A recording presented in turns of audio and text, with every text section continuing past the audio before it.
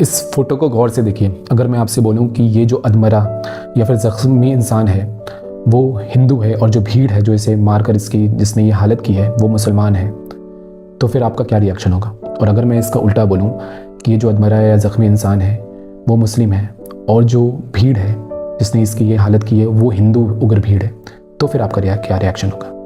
क्या हमारे अंदर तभी खून खौलता है, हमें तभी गुस्सा आता है जब हमारे किसी कौम या कास्ट या रिलीजन या परिवार के किसी सदस्य के साथ गलत हुआ हो? अगर नवादा के अतहर हुसैन की बेरहमी से हत्या पर हमें गुस्सा आता है, और आना भी चाहिए, और हम इसकी मजम्मत करते हैं, इसको कंडेम करते हैं, तो इतनी ही ज़ोर और इंटेंसिटी से आज बांग्लादेश में 30 साल के दीपू चंद्र दास की जो हत्या हुई है मुस्लिम भीड़ के द्वारा, जो निर्मम हत्या हुई है, उस पर बहुत गुस्सा हमें आना चाहिए। अगर नहीं आता है तो कमी हमारे अंदर भी है, प्रॉब्लम हमारे अंदर भी है। जिस जख्मी या अधमरे इंसान की फ़ोटो मैंने आपको शुरू में दिखाई वो दीपू चंद्र दास है, 30 साल का एक आम हिंदू युवक जो कि बांग्लादेश की एक फैक्ट्री में काम करता था। कल देर रात उसे जो इस्लामिक भीड़ है, जो कट्टरपंथी भीड़ है, उसने बेरहमी से, बहुत ही बेरहमी से मौत के घाट उतार दिया। सच है कि हिंदुओं के खिलाफ बांग्लादेश में या पाकिस्तान में उनको निशाना बनाया जाता है, उनके खिलाफ भी डिस्क्रिमिनेशन होता है। वो लोग इन देशों में दहशत में जी रहे हैं, ये एक फैक्ट है। अगर विक्टिम हमारे कम्युनिटी से होता है तब तो हम स्टेटस लगाते हैं, पोस्ट करते हैं, उसको बहुत कंडेम करते हैं।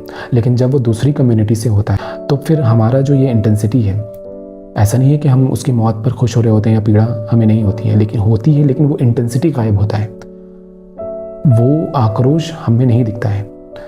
हम बहुत ही कोल्ड रिस्पॉन्स देते हैं। और हाँ, हमारे अंदर ही बेहद कम लेकिन कुछ ऐसे घटिया लोग भी होते हैं जो डिनाइल मोड में होते हैं कि सब प्रोपेगेंडा है, या शायद डिफेंड भी कर रहे होते हैं, क्योंकि ऐसे लोगों के लिए इंसानियत से बड़ा धर्म होता है। जब हमारी कौम या कम्युनिटी के साथ कुछ नाइंसाफ़ी होती है तो हमें फेक न्यूज़ भी सही लगने लगता है, और किसी और कम्युनिटी के साथ गलत होता है तो हमें सही न्यूज़ भी फेक लगने लगता है, या एग्जैजरेशन लगने लगता है, या प्रोपेगेंडा लगने लगता है। सच ये है कि हम गलत के ख़िलाफ़ नहीं हैं, हम बस हमारे साथ हुए गलत के खिलाफ होते हैं। हमारा मोरल कंपास विक्टिम के नाम से, उसके धर्म से, उसकी जाति से तय होने लगता है। ये सवाल हमें खुद से करने की ज़रूरत है। और हाँ, अगर आप सिर्फ तब गुस्सा होते हैं जब विक्टिम आपकी जैसा हो या आपके किसी कम्युनिटी का हो, और अगर आप उसको डिफेंड कर रहे होते हैं तो फिर आप भी मॉब का ही एक सॉफ्ट वर्जन है।